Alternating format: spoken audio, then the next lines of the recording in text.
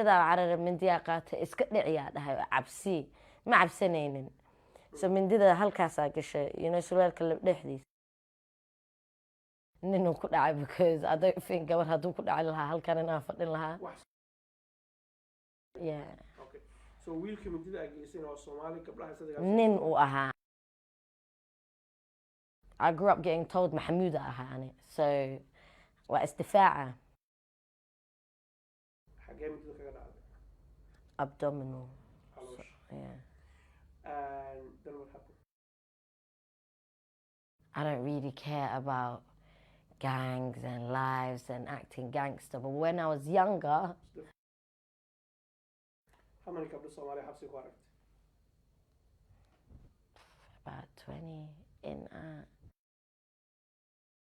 wali أنا la iqraacay and everyone would do this thing of Nawal askar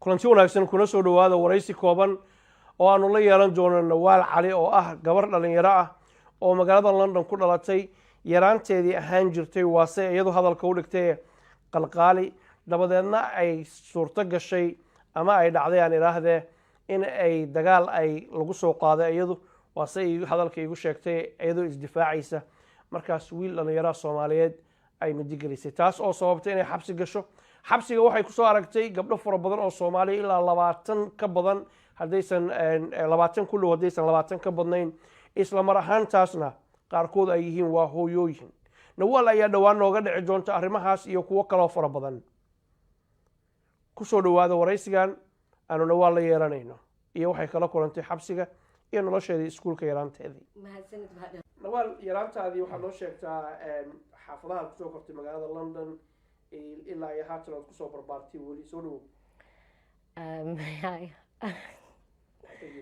sorry Camden waa ku dhashay laakiin North London meel ka ah ku kore why what's happening to my Somali I know Somali what you call it I had a good upbringing like mashallah way fiican ay dhashay diin tuition everything like ablaan and soo korisay I picked a wrong path ana doortay it's not like waarida yiri wax xun samee it's just dhalinyaro iga ahayd anoo yar I just started getting into trouble from a young age what's happening to my Somali Somali's okay markaad at a young age maxaan ka hadlaynaa 10 11 15 not 10 11 okay 11 7 7 and then Hoya and me contract that digging it because I kept getting in trouble waxay tiri Nawaalay haddaad joogi weydid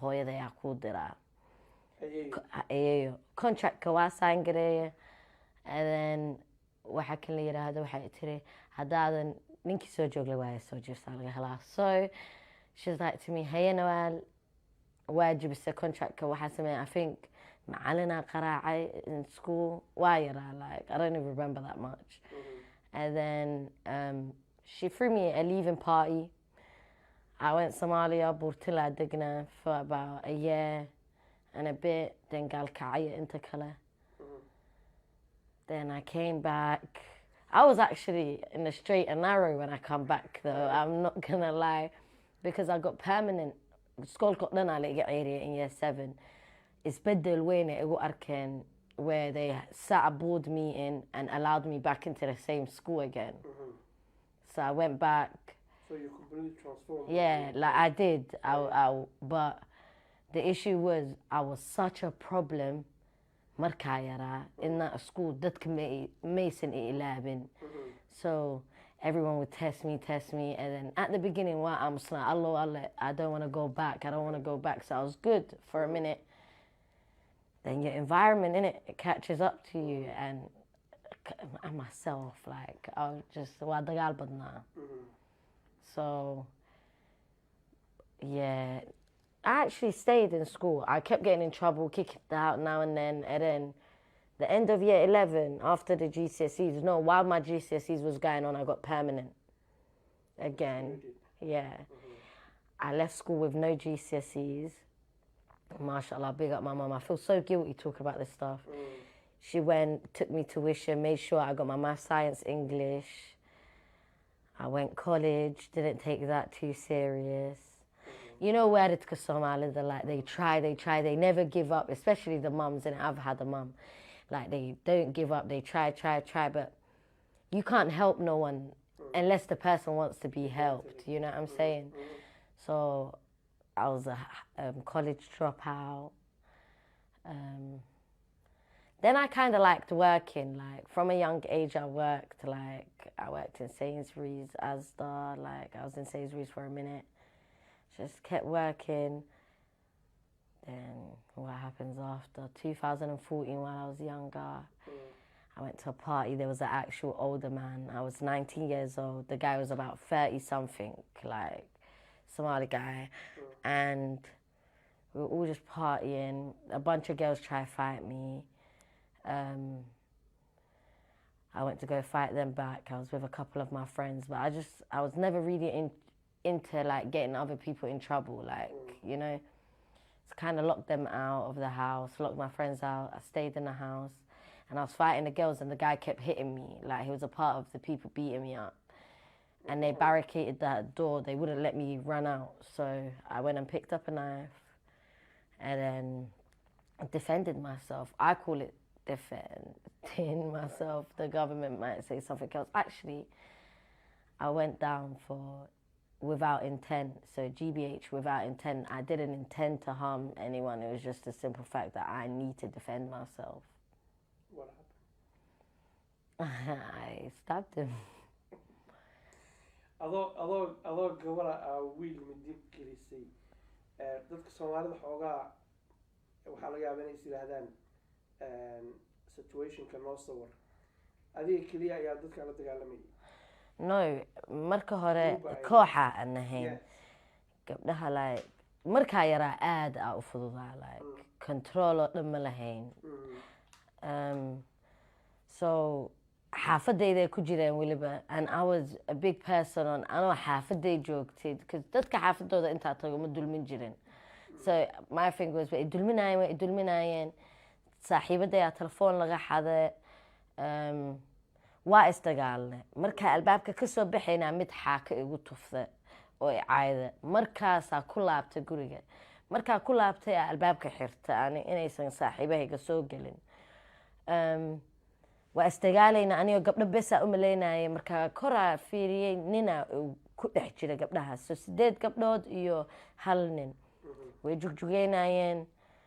Then albaabka damca inaa ka cararo, albaabka dad badanaa taagnaa, kijadaa u carara. It was the 2nd floor, it's in a flat. Kijadaa u carara, mindiyaa qaatay, iska dhiciyaa dhahay, cabsi. Ma cabsanaynin. So mindida halkaasaa gashay, you know, surwaalka dhexdiis. Aa gashtay, waa la qaraacaya. Then self-defense, like, alhamdulillah, gabar iguma dhicin. Ninuu ku dhacay, because I don't think gabar hadduu ku dhacay lahaa halkan inaa fadhin lahaa. Wax Soomaalida ku jiray dadka? Qof walba Somali ahaayeen, everyone. Yeah. Okay. So wiilka midida gelisay oo Somali gabdhaha saddex nin uu ahaa, anaa gabar ahaa. Okay. Yeah. Today I'm 26, naag weyn ahay. Anoo 26 jir la iguma arkaayo anoo dhoocilo yar la socdo, like that doesn't make no sense. Ninkaas khaladkiisu lahaa. You know what I'm saying? Today a lot of people want me to regret it. I don't regret it. I'm born with no brother. Hooyo besa ay korisay. I grew up getting told Mahmouda ahaani. So waa isdifaaca. And it is what it is. Waxaan dib loo yiri celisid flatka wax ka dhacay gurigaas. Albaabka waxa u xiratay waxa islayd hadaan midi wadatid saaxiibada hadhowtii aan la oranin mididii ka qayb qaateen oo la xiray. No, I'm not gonna lie. Waxa u xirtay mindi ma wadan by then. Maana wadan mindi. Kijadooda ninka kijadiisa ka soo. Don't think I was out rolling with a knife, no. Aada u dhibaat la waa dhib badnaa markaa yaraa. Clock baxara qof walba gelin jiray all the time. Qof walba baxara gelin jiray. So by the time I hit 18, 19, I learned keligayga. Hadaa wax sameynayo keligay fuleyaan ahaa. I hate snitches. Co-defendants waan necbahay. So waxaa is dhahay alla amaa la irufiyaama beri haddii dad ila la xiro, you know. I was just cautious. So I done it for my sake and their sake. Okay. So midida halkaanaad gashatay waa qabsatay jikadooda kasoo qaadatay waan fahminaadan horey midi u wadanin. I was waving it. Inaa iska celceliyo ahaa like iga tag inaa idin like booto ahaa. Markay igu soo noqdeen ay qaraacayeen, I'm sorry, I couldn't take it no more. Like there was 8 people holding my head. Tintayda 10 year aan leeyahay waa la iga jijiidaya. They're kneeing me in the face. Mindida's in here is poking me now. Ilbariqsiyo ahaa. Wax fakar aan lahaa ma jirin. Like it wasn't calculated. I didn't sit there and say, oh, let me lock the door, I'm going to stab someone. It was, let me lock the door just in case I do something crazy or anything crazy happens. So, dadkaan ku jira ay midida la soo baxday wiilka stab gareys. Yeah. Xagee midida kaga dhacday? Abdominal. Caloosha. Yeah. And then what happened? Waa fakade. Waa baxay. Markaan baxay, I went to my friends. And then wiilashaan la soo koray ay irufiyaameen oo askarta usii sheegay. So by the time I'm at my friend's house, guriga hooyaa lasoo askarta jibisoo iraadinaysa. I handed myself in. I was on bail for a year. That kind of woke me up. I'm not going to lie. That case woke me up. It made me think, you know, I've got a hooyo. I'm a mummy's girl. Like, I hate waxaa raba waa qasi kare.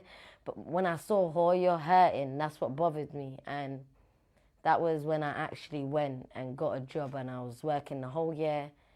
I was on bail. I was working. Nimankaanayti sir dhiganaayeen kuwa I duubaayo oo la ii soo diraayo. Like they will start talking about the case way I duubaayeen. It was kind of ujeedo weyn. Like I remember, you know, Somalida waxay jecel yihiin mag inay bixiyaan iyo way diideen. Like they just wanted me in prison.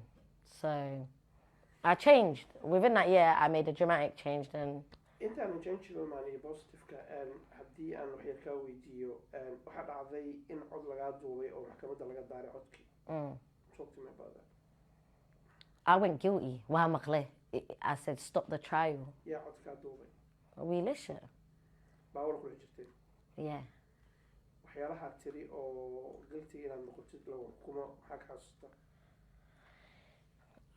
I didn't care. You know, my thing was, look, like I'm older now, innit? So I don't really care about gangs and lives and acting gangster. But when I was younger, I just felt like, you boys, waxa isleedihiin gangistara nahay kana tihiin laakiin naga rufiyaamosiin like. And it's a big thing in our Somali community. When you got a brother, nimanka fuleeyin waaye. Walaal la'aan iyo difaac la'aan markaa tahay, they don't care about you. So me, it was like, okay, I'm my own brother, I'm my own person. So what happened to your gangster ways? Why are you rufiyaamosiin? So when I saw them, fudaydnimadeyda, my mouth kept going like, and no, that wasn't the fact. Why is anaa is sheegay like, yeah. I gartay. And adaa is sheegay baalistarkaagii waa kuu daaray videogii codkaaga lagaa duubay. And guilty waan ahay baa tiri for the first time xabsi baa lagu wadaa. Maskaxdaada maxaa ku jiray? So I'm not gonna lie to you. Yaala because markaa yaraa in school, my teachers always would say, before 18, xabsi agale. And I was adamant on not doing so. And I keep going back to my mum. Like, my mum tried. She saw, look, if we leave me aside and we just look at Somali people in general, hooyo, like Somalia is the backbone. Big up the fathers that are there, but it's the minority, if we're being honest, yeah? My mum come to this country not knowing no English, nothing. And they do everything like, arkaysa tuition tagayo, honestly. Who goes tuition? Like, I remember my mum working at the tuition place just to pay it off and a lot of things. So it's like a lot of the Somali parents, they do things because, look, right, when we were younger, now we can talk about mental health. A lot of Somali people are aware about it, right, and black people. But if you think back then, they'll be like, "Al-irbada, lagu duraa, ilmaha laga waala." So my mum never necessarily thought, oh, you know what, let me go take her therapy, let's do this. Or it was always, hey, dhaqan celin.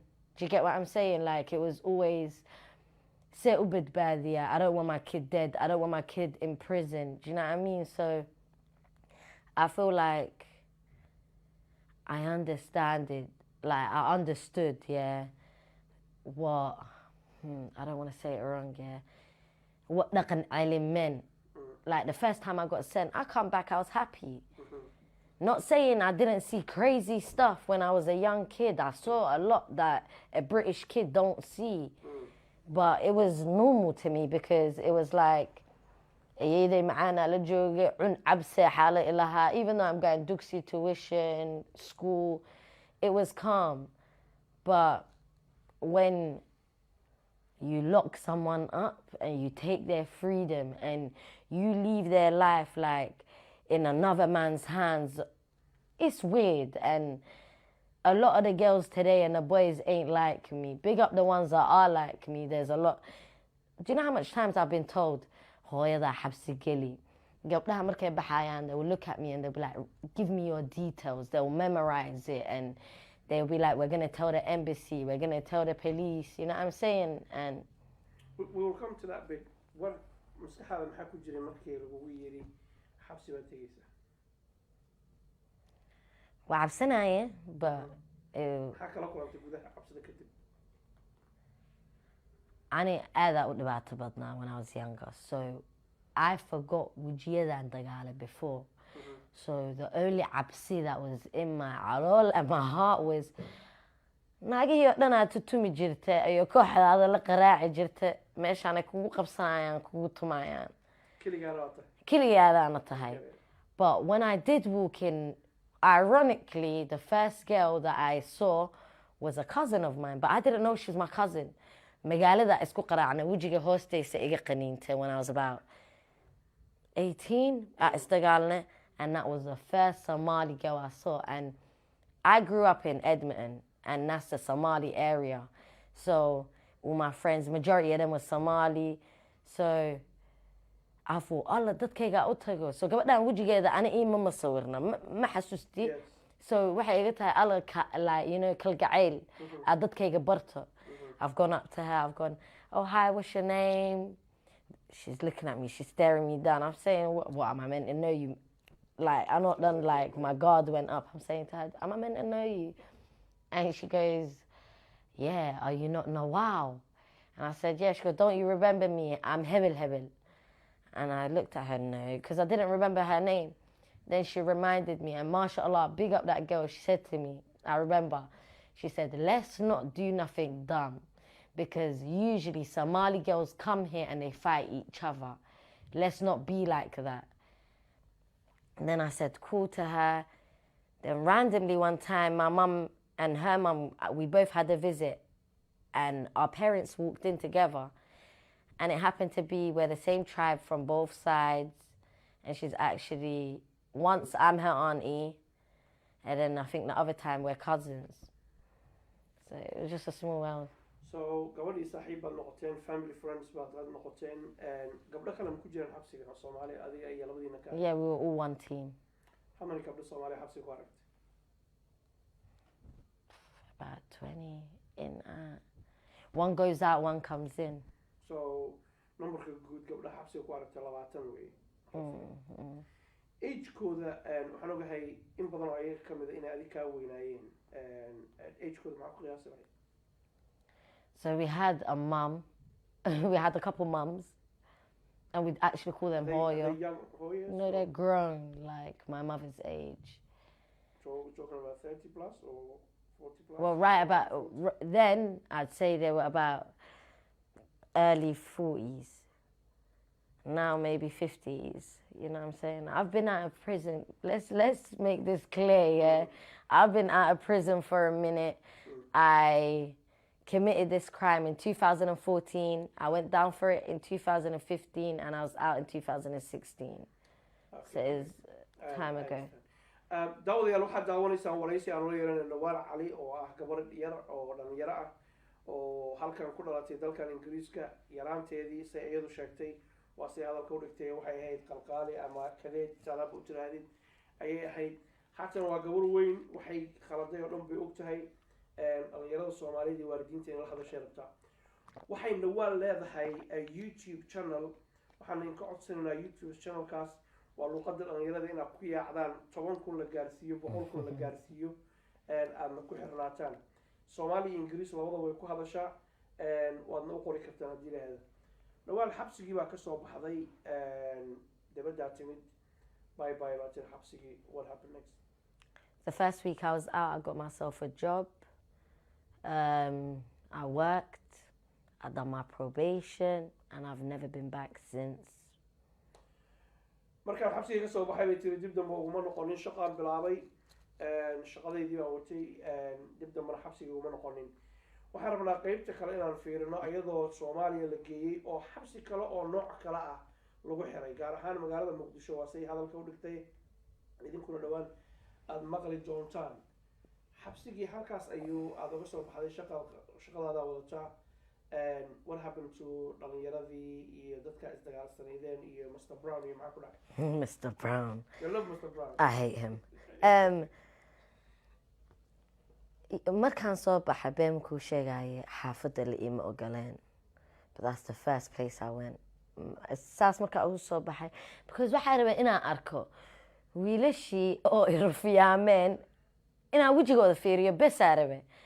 So xaafaddaan tegay waa ku qoqosle saanaa niman ku tihiinaa dhahay waa ku jeejeestay waa baxay guriga hooyaday la iima ogoleen guriga habartayaa degnaa shaqa qabsada biraa ku xirnaa for a bit early release Holloway waa la xiraaya so it's cheaper for them to give you tag than to send you to another prison and because my sentence was round the corner they let me go. I was on tag for a bit. After I come off tag, no, while I was on tag, I got myself a job. Then after, what did I do after? I was around the same people. Like, mashallah, my friends have, like, I've still got the same friends from when I was a kid, ila maanta. I feel like, you know, there's always a bad apple, yeah? Not saying I was the bad apple. qof walba khalad ka gashaa, you know. But ayaga mashallah, like at an earlier age, way wada guursadeen, ilmay wada dhaleen, like humble way noqdeen. But whereas me, on the other hand, ila wili la dhimanaya because I felt like waa la idulmiya because mag waa diideen or waa la anaa la iqraacay and everyone would do this thing of Nawal askar leh halagu waco. No one would ever have that conversation with me and marka aniga magaalada tagi jira kuma maan arki jira oo isku haadayo askar lagu wacaynin so I kind of was still angry so even though I was working I was still were you angry with yourself or those guys? I was angry in general like I kind of felt bad for me because waa arkay walaal markaa leedahay nin markuu kula dhashay like the power it has waa arkay markaadan walaal haysanna power la'aantuu leeyahay waa arkay to the point where I then started acting like a man.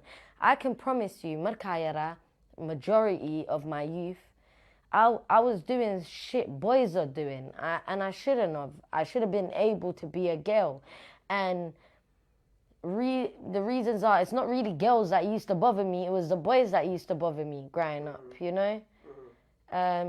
Even today I'm on social media hal naago caynaysa ma arkaysid 24 saac waxa nafta ii keenayo waa niman waa kuwa iga waaweyn waa kuwa i dhali kara only a bit is my age group but they're all men You know what I'm saying? So I was quite angry.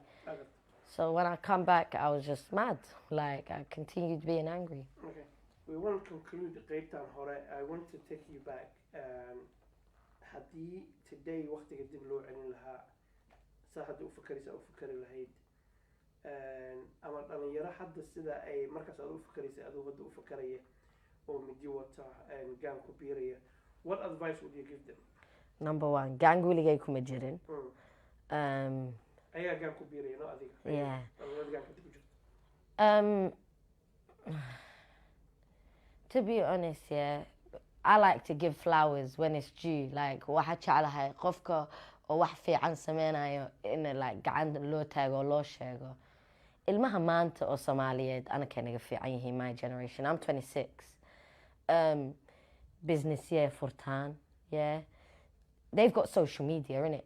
So waxa arkaysaa kuwa oo sanka ka qabsanaya balwad iyo there's still bad ones, but there's not a lot. And I feel like, mashallah, like, when it comes down to the youth of today, I respect them. I feel like they're smarter than my age group. And the ones, if I can talk to, I don't want to go and talk to, you know, like, people in gangs and, you know, that's got knives and that, because they're not going to be watching this. Do you want the truth? They most probably see a little clip. But if I can talk to the younger me and I can change anything, I wouldn't over prioritize friendships. I'd look at my mom and beg her for forgiveness from time ago. I don't know if I said this already, but before, after I got sent to Somali, hooyo waxay ii dirtay Kenya. Like I say, my mom's a single mom. Light Academy at Igese, and God knows how much it was. The ambassadors of Kenya's daughter was going there. It was a very posh, good boarding school. I was there for 3 days. I ran away. Like, again, she took me Somalia to my dad's side of the family. I said, I don't want to chill with them. I don't know them. She said, all right, you're going to go in another boarding school. I went to that boarding school. I took every single girl with me. I took every single girl and waka fucking it. And it's like, if I can talk to the younger me, I'd take advantages of the places I've been. I'd learn more. I'd take education serious. And I don't know, that's about it. And definitely no knife. No, I never used to carry a knife. I know.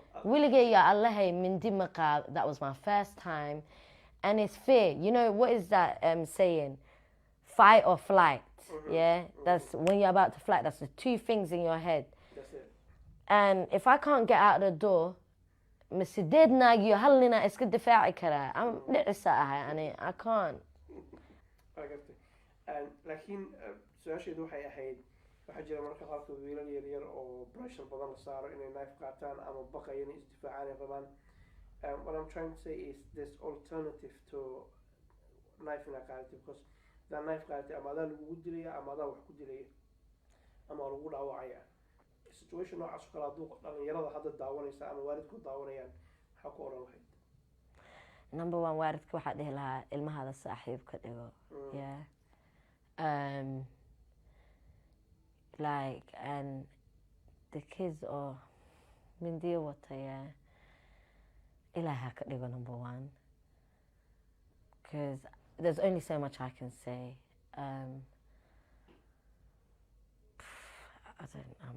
My mind's going blank. I just feel like it's a hard world out here, and you know, a lot of us waxa isleenahay waalidka Soomaaliyeed waxay jecel yihiin inay dhahaan alla cunugayga. One thing I love about my mom, yeah, wiligeedna ma sameyn igama dhigin ani victim.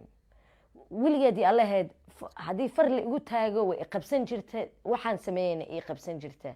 A lot of the parents today, alla wiilkayga nin baa yiri wado, nin baa dhahay qabso mindidaas. No, it's the music they listen to, it's the stuff they watch.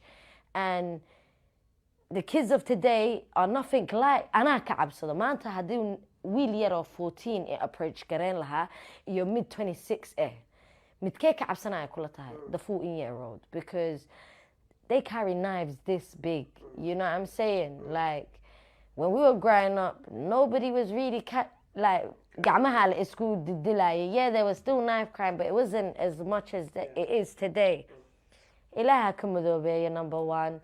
And I feel like everyone's got a path. Like, I know I may sound a bit negative, but I'm being dead serious. I was so bad when I was younger. Until today, I allow things. Since I've been back from Somalia, things that I've done in the past, maantu iqabsana, meeqa qof aa iqaraacday, try fight me, men setting me up with girls that I haven't seen for time, for years. But I take myself out of them situations. I choose not to react. I choose to ignore them. You know what I'm saying? So it's like every dog's got their day. Everyone's got their day. Inshallah, may Ilahi make theirs sooner than later. We all know carrying a knife is dumb. It's not good. It only lands you in prison. Exactly. daawadayaal waxaan weli ku guda jirnaa waraysiga nawaal cali la yeelanaynay oo ka sheekeynaysa nolosheedii hore iyo yaraantii. nawaal hadda waxaas kuma jirto, waa gabar weyn, isbedel badan bay samaysay, horumar bay samaysay, ayadii baa channel furatay ay dadka kaga wacyigelinayso dhibaatadii soo martay. laakiin hadda waxaan u gudbaynaa qaybta labaad oo xiise gaara leh oo ah xabsi kale oo ayadu ay gashay muqdisho markii lagu celiyay ama muqdisho ay tagtay. xabsigan anigu midaan horey u maqlay ma ahan aan horey u qaanay, laakiin waa xarun dhaqan celin sidaan sheekada u fahmay. xaruntan dhaqan celin ayaa dhibaato badan kala kulmaan dhalinyaro badan oo qurbaha laga keeno ayagoo waalidkood doonayaan in ay markaas soo xanuunaan ama ay dhaqankoodii iyo diintoodii ay soo bartaan. laakiin markii ugu horreysay nawaal iyo saaxiibado badan oo halkaa ku xirnaa waxay kala kulmeen ayaanu ka waraysan doonaa nawaal qaybtan dambe. kuna soo dhawaada mar labaad waraysigan. nawaal, Soomaaliya tagtay muqdisho, dhaqan celis waa lagugu celiyay, maxaa dhacay? Ani waa yaabanaa.